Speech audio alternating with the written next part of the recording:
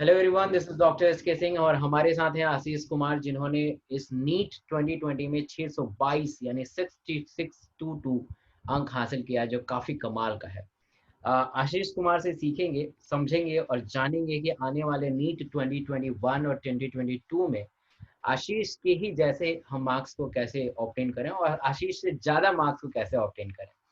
और आशीष से सीखेंगे कि यस इनका सर। क्या फिजिक्स, केमिस्ट्री और बायो का स्ट्रैटेजी था, और जिन्होंने इस वर्स्ट कंडीशन में भी अपने आप को सुरक्षित महसूस करवाया है, सुरक्षित स्थान पे हैं कि इनका मार्क्स जो है 622 है, जो कि बिल्कुल 100% इस बात को साबित कर रहा है कि इनको मेडिकल कॉलेज और गवर्नमेंट मेडिकल कॉलेज मिलना लगभग तय है। आशीष जी, शुरुआत करते हैं। पहले तो बहुत बहुत धन्यवाद कि आप सब डॉक्टर बनने वाले हैं। अब thank you doctor sir. Ashish Kumar लगने वाला है, जैसे मेरा स्लोगन था कि इस बार सबको सबके नाम के आगे डॉक्टर लगा देंगे।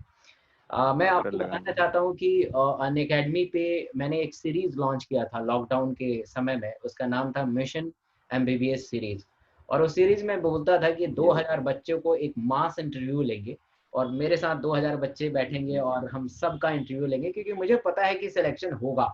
क्योंकि मैं सुबह 10 से 11 बजे यस और सर। 8 से 9 बजे पढ़ाता था, और इससे बिल्कुल मतलब कि क्लियर कट हो जाता था कि सिलेक्शन होगा, और उसी का नतीजा है कि आप इतना बेहतर मार्क्स ऑब्टेन करते हैं। शुरुआत यस करते हैं सर। आशीष जी, थोड़ा सा आपकी बैकग्राउंड, कहाँ से हैं और कितना चैलेंजिंग रहा ये 2020।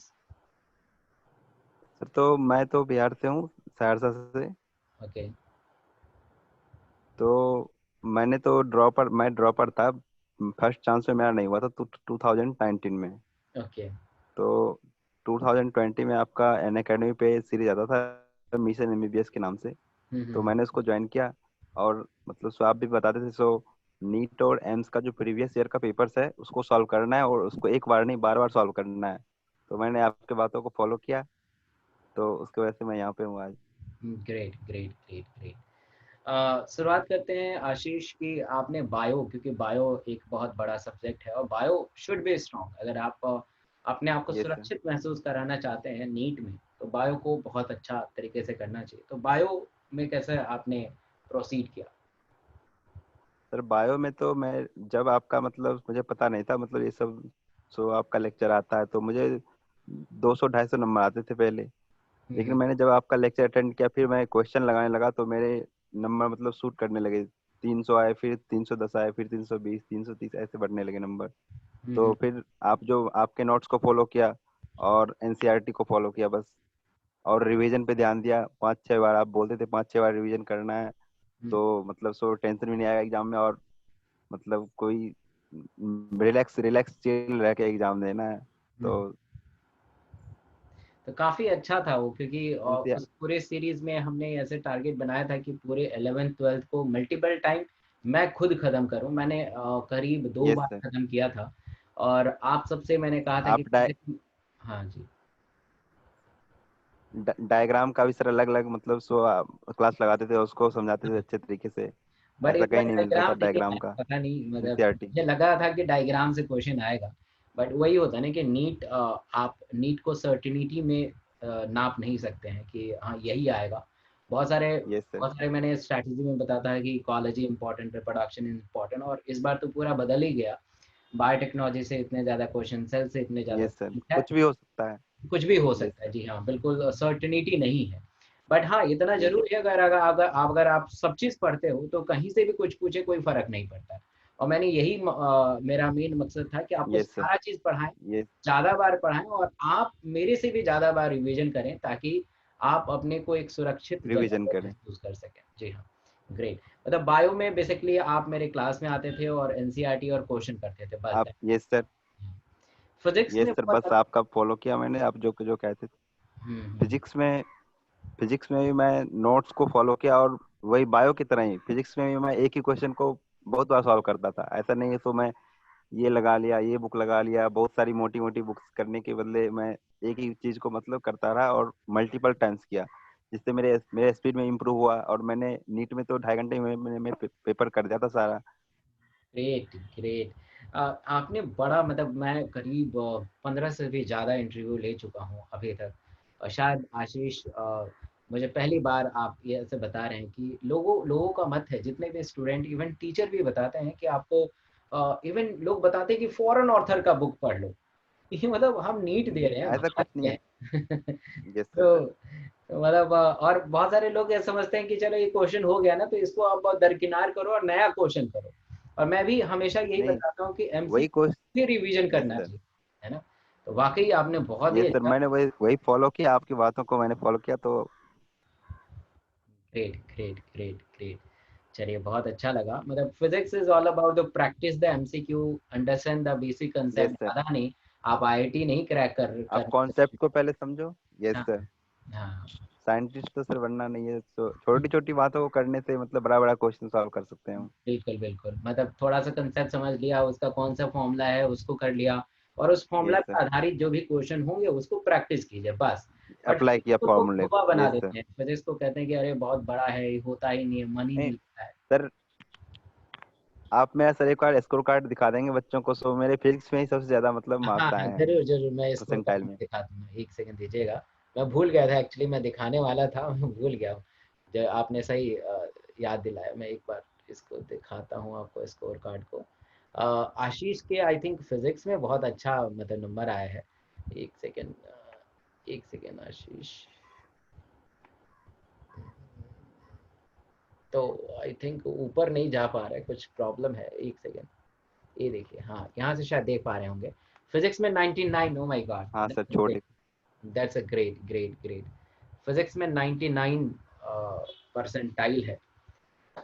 कुछ इंटरनेट सर लैग। मेरे तो मार्क्स बायो में ही नहीं आते थे, जब जब मैंने आपका क्लास किया तो मेरे इतने 98.2% आए हैं, परसेंटाइल आए हैं, तो सिलेक्शन तो आप ही की वजह से हुआ है।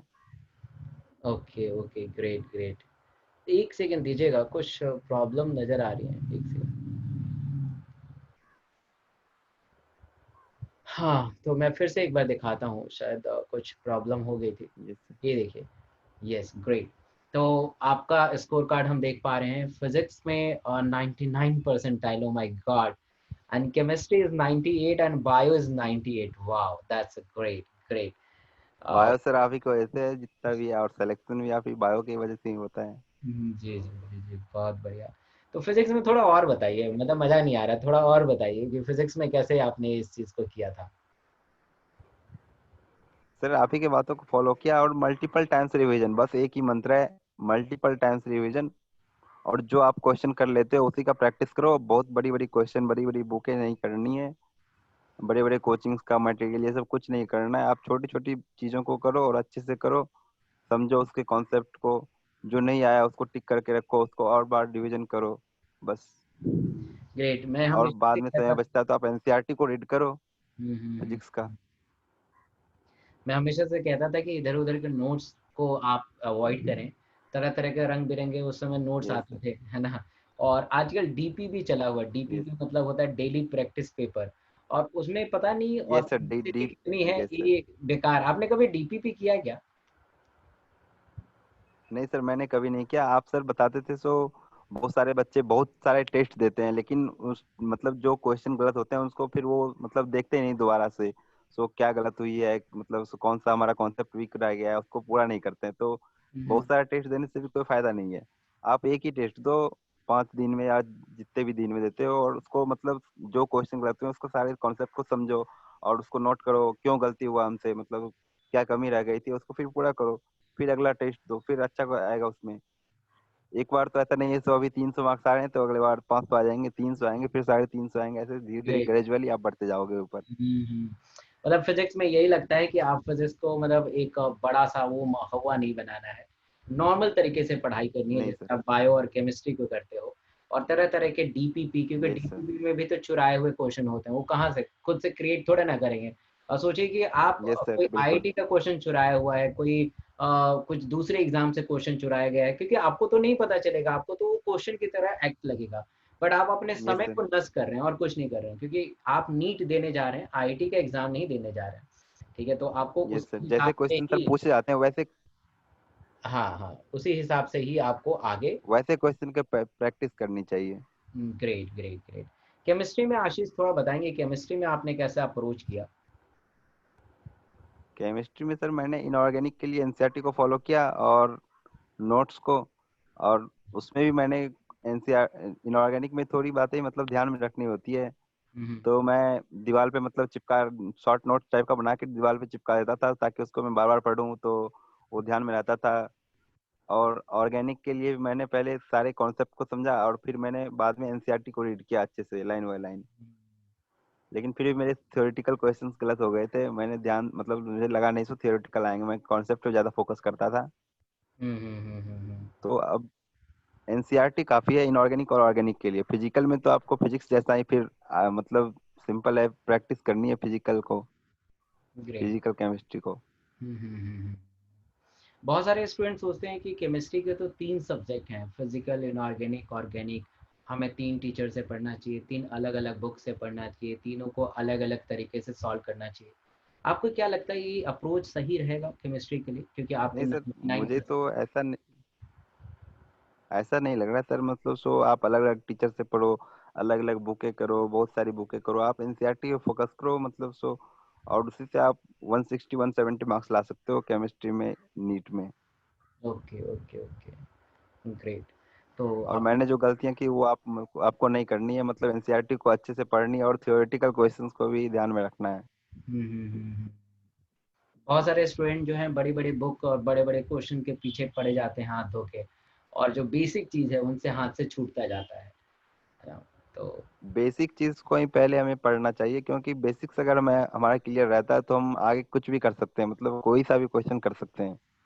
Great, great, great. गुड आशीष, काफ़ी अच्छा लगा आपसे बात करके।